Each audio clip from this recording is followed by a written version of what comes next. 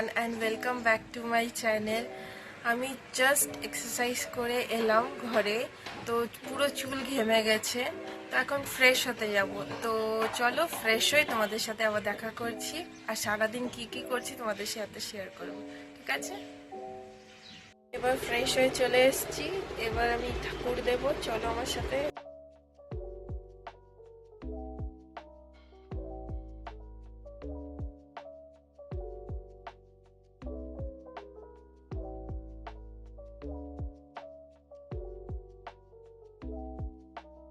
এদিকে আমি রান্না করছিলাম, রান্না করে খেয়ে দিয়ে রেস্ট নিয়ে বিকালে একটু বেরোবো, ভালো লাগছিল না বলে আমি এখন বেরোচ্ছি, যাব ব্যারাকপুর স্টেশন, চা খেতে যাব।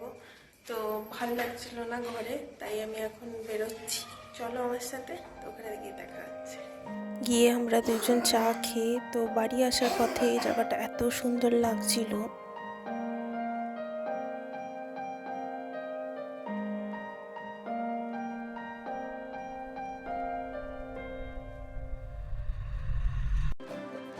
এদিকে আমি বাড়ি চলে এসেছি, এসেই আমি তাড়াতাড়ি করে আমি ডিনারটা কমপ্লিট করেছি, কেন খুব খিদে পেয়ে গেছিলো।